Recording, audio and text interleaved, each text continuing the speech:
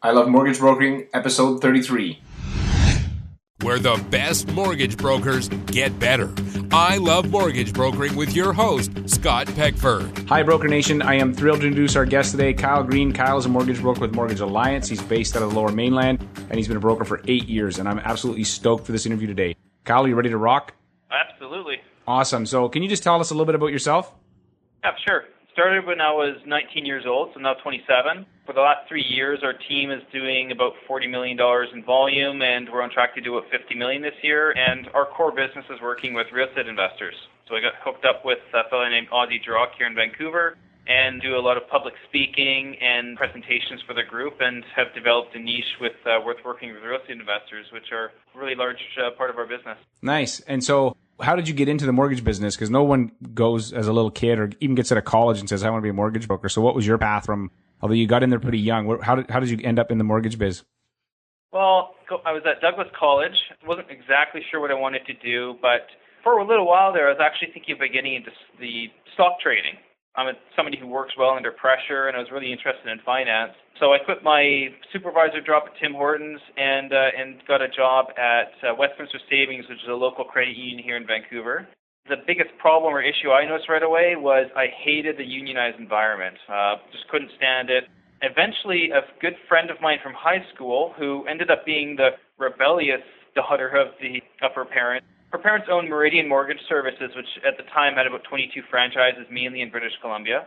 And they were looking for, as she put it, somebody to do some mind-numbing paperwork. And they were willing to offer me, I think, $10 an hour to work there instead of the 15 I was currently making. But shortly after, during the interview, I found that this is one of those things where you start a little lower on the ladder, but you can climb up the ladder. It goes really high, and you can climb up the ladder as fast as you want, which is very different than what I was finding very quickly at the credit union. Yeah, isn't that the truth? One of the problems I've kind of thought about with our industry is that there's not really an apprenticeship process. Like you take the course, and then if you are lucky, you get hooked up with a brokerage that'll help you. But there's no the course really just teaches you how to use a calculator. So, yeah. So when you first started out, was there a lot of sort of assistance in getting your feet going or getting going? Yeah, for sure. We jumped right into the fire, so to speak. Was working on a team there. Randy and Susan Cowling had been in real estate and mortgage brokerage for about 20 years each. And Michelle Beat, who's Susan's daughter, had been a broker for, I think, about 5 or 6 years at the time, and she was the head broker of the team. So I got a lot of sales and operations training at the time. And I must admit, back in 2006, 2007, mortgage deals were a lot easier to do.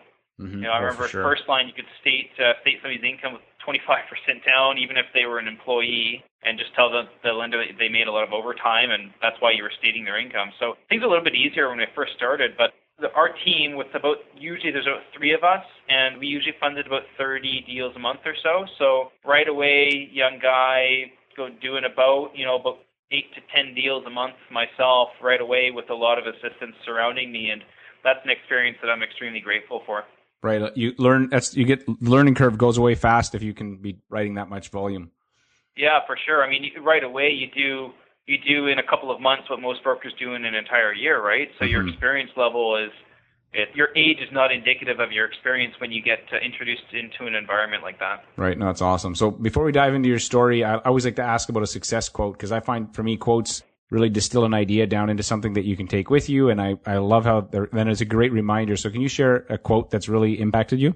I've tried to think about quotes that really impact me, quotes that other people have stated. But, this might be part of my story, which we'll talk a little bit about later on. But I think one of the most impactful things and changes that I made in my life and my career is changing my mindset into a positive mindset at all times. I want to be a person that people want to be around, they want to do business with. I want to be positive.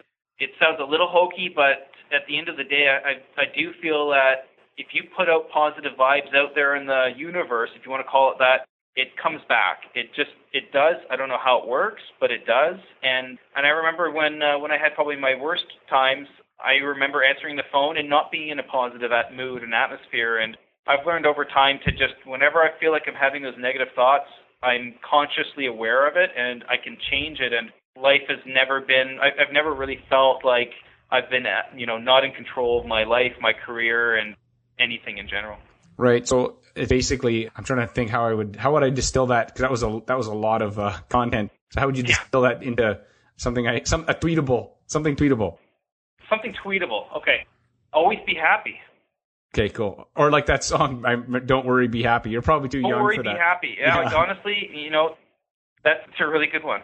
Right. And you could, put on your business card. So another area that I find as a mortgage broker and an entrepreneur is that failure is something that just happens, and failure is not fatal, but looking back, there's always a lesson in it. And so can you share an example of something that you'd failed at, but looking back, there was a lesson, and share the lesson that you learned?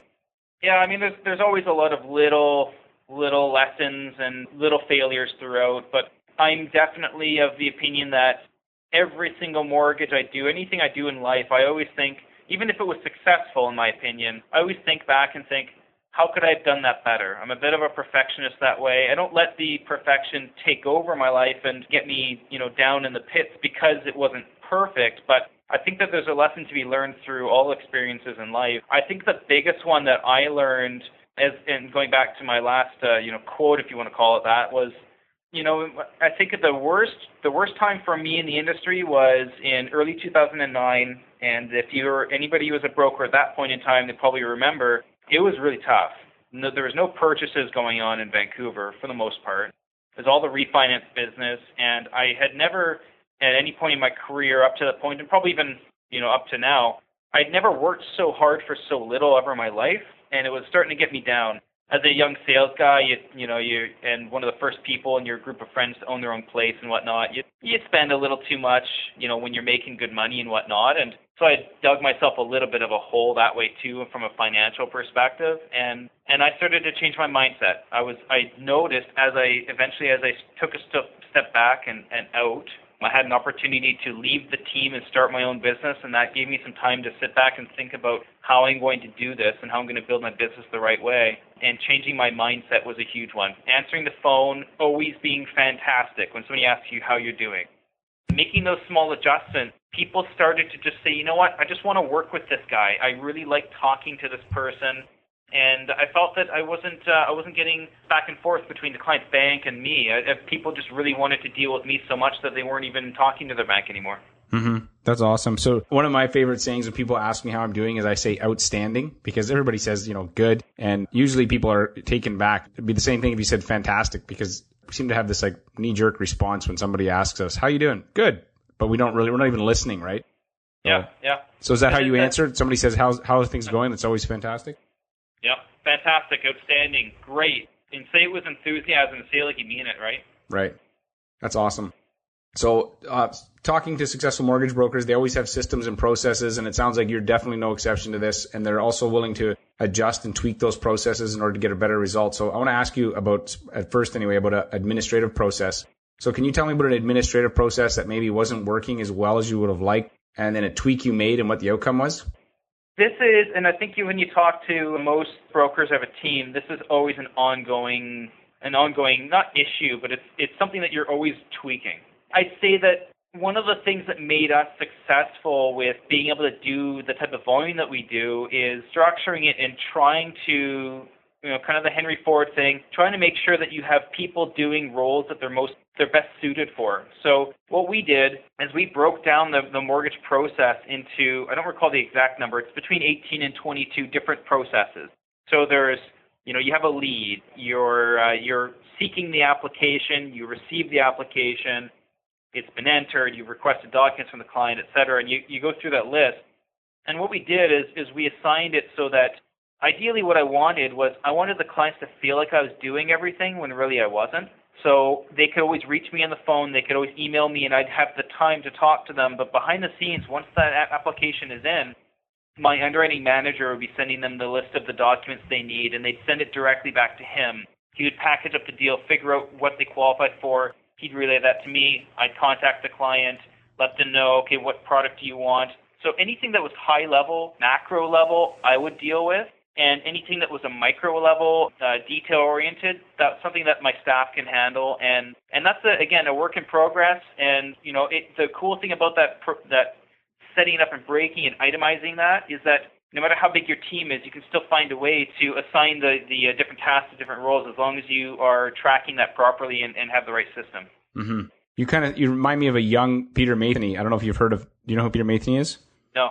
So he's a broker with Mortgage Architects out of Toronto, and his business is very much like a assembly line, and he does a very large volume with a really small team, and everybody does their part, right? And he calls himself the point guard, basically. He's the guy who, makes sure everybody's in the right spot, but then, yeah, it sounds like you're doing the exact same thing. So good for you for getting that sorted already. It'll make a big difference in 10 years when your book of business is bigger and you're writing, a couple $100 million a year. And when the kids start coming too, Right, exactly. So yeah. I want to switch now gears to the sales process, because successful mortgage brokers always have a sales process as well. They don't just show up and hope for the best. And so can you share maybe a part of your sales process that wasn't working as well as you would like, and then an adjustment you made and what kind of outcome you got? Sales process that didn't work. It's hard because sales is such a broad topic, right? I think that the sales process is a very long, drawn-out process where it's all small, little incremental steps. So the big thing or big key for me is that eventually, as a newer broker, eventually you feel like you get to the point where you can get off the phone with somebody after you have that initial discussion, and you know how that conversation went. You know whether they're going to walk away from that conversation and think, wow, that guy was great. Or you might feel, you know what, I don't think I nailed it. And so the next conversation you have with them, you make sure to go back to points that maybe you had missed. When I first started, I had a script because it was important to make sure that you got across all of those important points. But eventually you can work away from reading that script and make sure you still hit the points, but in a much more organic and fluid way. I think if you want to talk about failures and successes, I think one thing that I did tweak is taking a little bit more control. I'd always been service-oriented, and one of the problems that comes along with that is that people will treat you like a doormat if you act like a doormat. If you don't make it a firm process, okay, great, I'm going to take care of you, I'm going to do this, I'm going to do this, and this is what I need for you to do. You need to give them clear direction on what you expect from them. Ask them when they think they're going to get documents back to you, set that expectation, because now they have in their mind, they have a date that, oh yeah, I was supposed to get that stuff for Kyle on Thursday. And then you follow up with them Friday if they haven't given it to you, right? So they're saying they're in that race car and they're just going forward because you continue to just push them forward. And through that process, my old boss, one of the things that he said is time is the killer of all deals. And I think that's an important one to keep in mind. And most of my sales process is trying to get them from start to finish as fast as possible and really taking control of the situation and the process. Time is the killer of all deals. I've never heard that before. That should be like a First National slogan. Yeah. Maybe we should sell it to them. We'll say, hey, look, we're going to patent this and then sell it to First Nat. Yeah, we should. Mm-hmm. Make some good money. If you think about it, that's got to be the main reason I send my deals to First National, right? Mm-hmm. It's definitely, there is a value proposition in being fast. And that's something that I find that I can generally beat the banks on speed. And the faster you go through the process and just keep going, okay, this is the next step, this is the next step, this is the next step. The faster you go through that, the less likely they are to take a step back and think, oh, do I need another opinion, or do I need to talk to anybody, or whatever. It really makes things smoother, and they feel better about using you as their broker. Right, and it takes away that time. Also can create stress if somebody's waiting and waiting and waiting, and then the anxiety builds up, and then it leads to more problems. Absolutely, yep. Another theme that I've noticed talking to successful brokers is this need to diversify. And it seems to me that there's two camps in this diversification thing. There's first camp says, nope, you don't need to, just stick to mortgage brokering. That's enough. And there's another camp that says, no, actually you should get, share of wallet. You've got relationship. You've got that, trust built. And I just wanted to know where you fell on that, the diversification conversation, as well as if you are diversifying, what area are you focusing on? Question. So I believe that both models can work. However, right now, at this stage, I'm focusing on the brokerage side of things and actually focusing on mainly a niche, because I found that if there's no real reason for a client to want to or need to work with you specifically, it's a lot harder to work with just a generic person who has, yes, you have some good information and knowledge, but there's no real specific reason that they should be dealing with you over their bank. Because if you don't have a specific value proposition, then you're all about rate, really, when it comes down to it, right? You can show them how to save money on, by paying down the mortgage more aggressively and whatnot. they'll walk back to their bank with that information and get them to match whatever rate you put forth. So that being said, I really do feel that long term that I've had this idea in my head building more of a financial hub. So having a financial planner in the office, having a commercial broker that's on my team instead of a commercial broker that's simply within Mortgage Alliance, so that I can control that aspect of things and have a bigger share of wallet, as you said. Putting together a couple of those individuals, insurance, even house insurance, car insurance, that kind of stuff, trying to find a way to pool all that together. The problem with that is that I do think that that's going to take a lot of effort, and it could take away from my core business for a period of time. And so my focus right now is really to get this machine well-oiled, working with or without me first. And once I've really got that down pat, then I feel a little bit more comfortable looking at creating other streams of income once I know that my mortgage stream of income can work without my 100% attention on it. Right. So diversification, but just not yet, not until you have everything else dialed in a little more the way you want. Yeah, and I remember speaking with another broker about this not too long ago. In fact, I think he's a part of your podcast right now with Dustin Woodhouse. He's known Dustin for quite a while, and we have good chats here and there. And one of the things that he mentioned too, as I was mentioning, I can't remember, but something along the lines of diversifying, creating other streams of income. And one of the things he mentioned is, I've been down this road in brokerage and other things, and you got to just stick with your core business and make that work for you. It's otherwise you take your focus away, and next thing you know, you look back at it and you realize that your mortgage sales have dropped significantly because you're not part of that process. And if I can find a way to ensure that the mortgage business does not drop when it's not a core focus of mine, that would be the first thing for me to focus on now, and then to eventually branch off and look at other revenue streams. Right. So yeah, Dustin is a machine, by the way, and.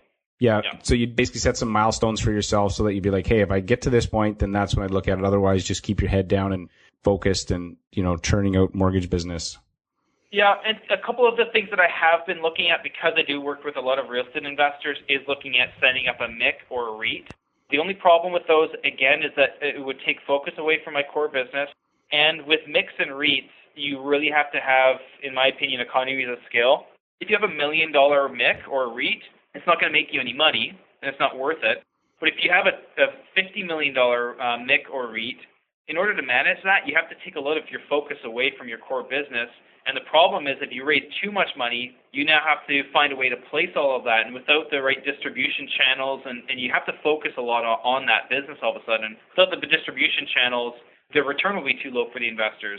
And if you lower the amount of cash you have so it's easier to place the money, then you're not making enough money. So it's a really fine balance, I find, and I think that you'd have to put a lot of focus on building a MIC or a REIT if I was to do it. Yeah, for sure. There's a great Japanese proverb. It says, chase two hares and catch none. And it's this idea, and I try to remind myself of that because I'm the kind of guy who's like, oh, I can do this and I can do that, but just stick to the one thing that's working and it's proven, and maybe at some point change things, but not while this is still working so well. Yeah, exactly. So I actually want to circle back to something you'd said earlier. So you're involved with Aussie Jurek, and so can you just share a little bit about how you made that connection, and then maybe some of the ways that you've used that to build your mortgage business?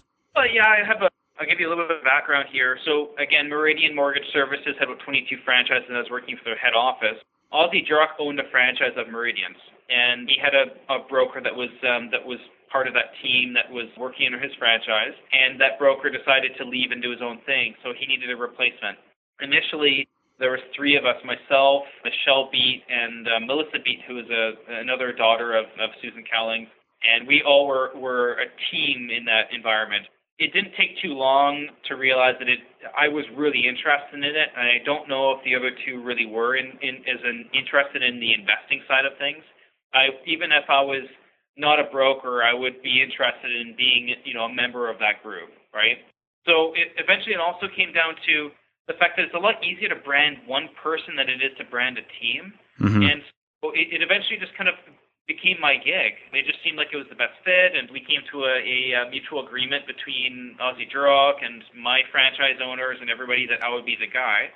And shortly after that, I started doing some public speaking with Aussie's group. I remember very clearly that I think we had done a couple of events with Aussie Jurek, the very large events where usually there's 600 or 700 people at these events, and we were just having a booth. And, we get some clients out of it, but not a huge amount of traction. One year, Aussie came to me in the morning, and he said, Kyle, the other mortgage broker can't make it. We need you to speak at 1:30. I said, hold on here. I'm pretty sure I was 20 years old, I think I was about 20. And I just said, sure, I'll do it. And I think that was a big key. A lot of people, I feel, that would have just shriveled up and said there's no way. But I said, sure, let's do it, but how are we going to do it because I don't have content? And so we just sat there in the lunch break and brainstormed right before before I was up. All I did is he said, Kyle, give me some questions to ask you. Because if you just talked, if I talk in front of a group of people like that, no problem. Having a presentation and whipping one up, it would be tough for me to get up there. I could probably do it now, but at the time, it'd be pretty difficult for me to go up there with no presentation and talk for 45 minutes. So the Q&A really worked well. After I did that, I had a group of people that mobbed me up at the stage, followed me back to my booth, and immediately after that I said, Aussie, I'm speaking at every one of your events from now on. Now, to build off of that, something that kind of came up that was a huge success for me, and I had no idea that it would be this big for me, was I made a spreadsheet for myself to help analyze real estate deals. So I was looking at investment properties myself, and I said, this pen and paper thing is kind of silly. I'm going to make a spreadsheet because I'm a bit of an Excel nerd. Mm-hmm. So I made a cool spreadsheet, and as I was talking to clients, I realized that most of them were doing pen and paper or they had other poor methods of analyzing real estate. So what I did is I made it a little more consumer-friendly, spiced it up, of course put my beautiful picture at the top with my contact info, and started promoting it at the Aussie events as a free tool. And as soon as I started doing that, I have 100 to 200 people each event sign up for the newsletter to get a copy of my spreadsheet. So I think now I probably have about 2,900 people on my newsletter list. Most of those signed up for it because they were getting a free tool. But even just on last Monday at Aussie Jurek's monthly group, I had a 15-minute presentation. I literally was just showing people how to work with a spreadsheet, and I had about 5 leads come out of that, 5 solid leads, just because I was giving away something for free. Mm-hmm. Dude, that's awesome. I'm glad I asked you about the Aussie Jurek connection because I wouldn't have got all this awesome content if I would have just... So I heard you say it, and I got to come back to that because I know that there's a story there, and if you're his guy, then that didn't happen by accident. Yeah, for sure. And he was apprehensive at first because, again, I was a 19-year-old, 20-year-old, guy at the time, right? But he showed some faith in me, and I returned it. So, I like to say that I got a little lucky, but at the same time, too, when an opportunity is in front of you, you've got to take the bull by the horns and run with it, right? And just jump on it. That's awesome. Yeah. Now I'm going to move to the rapid-fire questions. You can answer these with little shorter answers if you like. So what is the number one thing holding back most mortgage brokers from being successful? Asking for business. And what one thing or habit do you think has made you successful? Asking for business. Okay, I have to ask. How do you how do you ask for business? So give me an example of what you do. Every time you close a mortgage, you got to ask. Do you know any friends or family that that are looking for a mortgage? Just do me a favor and keep me in mind. I'd really appreciate it. I think another thing to take a step back and answer that a different way. When I became self-employed, I just told myself I'm going to be working 8 hours a day. And at first, that was 2 hours a day on files and 6 hours a day going out and just meeting people. And eventually, it's not 8 hours a day anymore. It's a lot more than that. But to start my business, I treated it like I was a salaried employee going to the office and working 8 hours a day. Mm-hmm. In fact, that might even be more important than asking for business in the beginning. Right. That's awesome. And so do you have an internet resource or software program you use to make your business more successful other than your killer spreadsheet you created? Spreadsheet. I'm using ACT for the background operation side of things. Like I was talking about breaking down the sales or just the process into items. We use Dropbox. I'm using Office 365, and I must say I love it. Right. You're not the first person who's told me about it. I'm going to have to check it out because I've heard good things a few times from people. It's the online file storage is huge, and I can access it from anywhere. If my computer blows up tomorrow, all I have to do is start up a new computer, get Office 365 on it, log in, and boom, all my emails are there, all my files are still online, everything is there. So I love it, and it is really good it's an insurance policy, right? Right. And if you could recommend one book for our listeners, what would it be? The Happiness Advantage. Right, that goes back to your quote, don't worry, be happy. Yep. I'm pretty sure I'm going to be giving that to a friend in the next day or two. Sweet. So where do you think our industry's headed? Where's the opportunity? This is a tough one. I think from a streamlined, from the brokering side of things, from just setting up a mortgage, I think that if you're going to be in the cookie cutter business, I think you have to be prepared to be in that rate buy down business. The problem is that a lot of people that are the cookie cutter clients are going online, searching up mortgage rates before they talk to you. You're going to have to be prepared to buy down rates quite a bit, and I think that's unfortunately going to be part of the future of our business, and so I think you have to be prepared for that. Or the other opportunity here is, instead of competing on rate and fighting over the easy-to-do business, maybe it's time to start finding a way of educating your clients. And I think that educational-based marketing via our websites, via materials is a great opportunity. And for myself personally, I don't run into a whole lot of this back and forth on rate discussion, because my investors are using me because they trust me. They're getting advice from me that they've never gotten from anybody else before. And I think that value means that they're less inclined to talk to their bank and get rates to be matched, et cetera.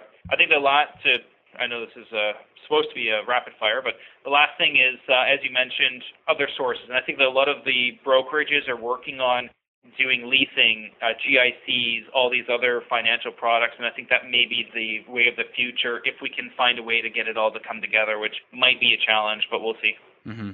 Yeah, no, that's great. So here's the last question. It's one of my favorites, the DeLorean Question. Remember the movie Back to the Future? Yep. And so in the movie, the DeLorean's this car, you can travel in time. So if I could set the DeLorean to your first day as a mortgage broker 8 years ago and send you back to have a conversation with yourself, what 3 things would you tell yourself so your business would be bigger and better today?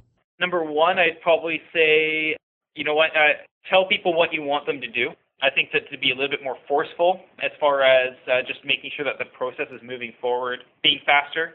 I made the mistake of not getting clients to sign up right away after the approval was done and getting that done a little closer to closing. That's a mistake that I definitely learned from. Number 3, that's a tough one. From my very first day, I would say I think it would be trying to focus on systems a little bit earlier, trying to break down that process, finding ways. I mean, it's crazy, but I just made templates for some of the things that I do all day long, every time. I finally made templates about 6 or 9 months ago. So why not template, when you send an application, template that email. When you send out the documents that you need, template that. Otherwise, you're sitting there typing it over and over again. You could speed yourself up substantially by just templating a few of those things that you keep sending out to clients. Mm-hmm. Yeah, and that's great advice. So tell people what you want them to do, so be a little bit more direct, be faster, and start focusing on those systems sooner, so that as you scale, you're able to not drop the ball and create stress. Yep, absolutely. Well, Kyle, I have totally enjoyed this interview, man. How do people find you online? KyleGreen.ca. And are you guys hiring? Soon it will be greenmortgageteam.ca. I'm literally in the process of changing my website and going back to that education-based marketing and enhancing it quite a bit. So either one of those websites will direct you, and you'll find me. Green Mortgage. So your mortgages are green. There's no paper or anything in them. What was that? Your green mortgages. They're good for the environment. Yeah, I'll eventually come up with something that ties into that. Right. And I think TD had a mortgage like that. I don't know. The rate was higher too.